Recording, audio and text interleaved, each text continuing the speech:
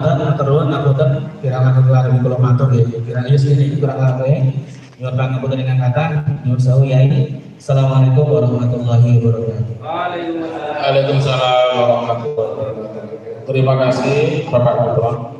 Perlu ada yang perlu dikoreksi satu tadi.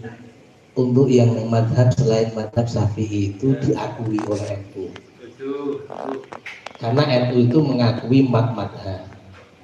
Gitu. Jadi kenapa kok saya tadi utarakan pendapat di luar madhab?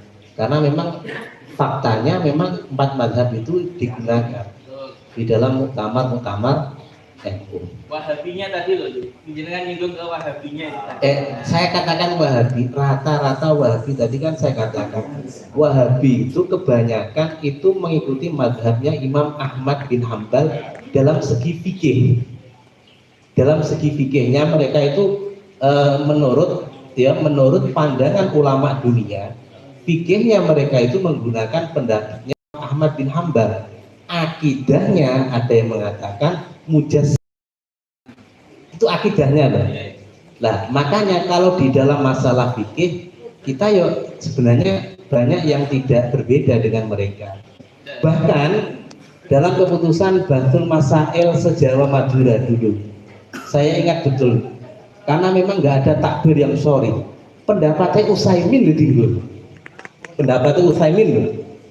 Utsaimin kan murid Ibn Baz, itu pun dipakai. Lah kenapa? Karena dalam konteks fikihnya, artinya dirunut pemahaman fikihnya. Cuma itu kenapa digunakan? Itu hanya untuk mensorihkan kaifiyah. Jadi kadang-kadang permasalahan itu ketika digunakan takbir-takbir yang turos, takbir-takbir yang turos itu kadang-kadang tidak bisa diadaptasikan pada zaman sekarang. Cuma bisa diadaptasikan itu pakai kaidah-kaidahnya. Lah kaidah-kaidahnya itu sudah sesuai. Misalkan pendapatnya Utsaimin pernah dipakai dalam keputusan itu karena sudah dirunut dasar-dasar fikihnya. Kaidah-kaidahnya seperti ini, dasarnya sesuai dengan kitab Turos menurut mazhab Imam Ahmad bin Hambal, sehingga dipakai. Sehingga kenapa kok saya tadi mengatakan ada Wahabi yang seperti itu? Kita kan juga tidak gini loh. Kita tidak istilahnya kemudian menggunakan paham mereka, tidak. Kita cuma istilahnya itu dalam rangka toleransi. Ini supaya dalam rangka istilahnya ya prinsip sebenarnya yang digunakan kiai-kiai kita itu supaya persatuan negara kesatuan Republik Indonesia itu masih terjaga. Makanya Mbah Mun nanti ngendikan ngeten Mbah Maimun Zubair dalam rangka mengawal persatuan negara kesatuan Republik Indonesia. Itu sempat bahas masalah Wahabi yo haram ngono. Bahasanya kan seperti itu. Ya dosa sithik loh. Wahabi itu dosa sithik. Benar dengan Wahabi ini adalah masalah ide, masalah perdebatan dalam masalah apa lah itu. Senajan kita tidak menggunakan, cuma kita juga tidak menafikan fikih mereka, karena fikih mereka diakui oleh NU, karena fikih mereka sebenarnya fikih mereka itu kebanyakan bermadhab Imam Ahmad bin Hambal. Meskipun ada salah seorang tokoh Wahabi yang ketika ditanya apa madhab Anda, dia bilangnya tidak Ahmad bin Hambal, gak Salafi bahasanya itu.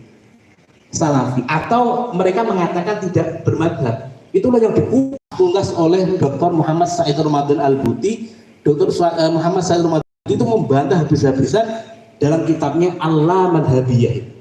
Allah Madhabiyah itu konsep yang mereka gunakan dalam mengacu pada tidak bermadhab itu rancu dengan artinya meskipun Dr. Muhammad Said Ramadan Al-Buti waktu itu menganalisanya juga menggunakan teori filsafat. Kita tahu Dr. Muhammad Said Ramadan Al-Buti itu bidangnya itu memang beliau backgroundnya itu background filsafat, itu kata Gus Bahar. Tapi dalam fikih Imam Said Ramadan Al-Buti itu ulama yang untuk tataran ulama kholak itu yang bisa kita jadikan pegangan. Itu kata guru saya Kiai Muhammad Said Abdul Wahid. Malah kalau untuk Kordowi ojo dinggo, malah Itu menurut artinya kalau kita membahas masalah kemuktabaran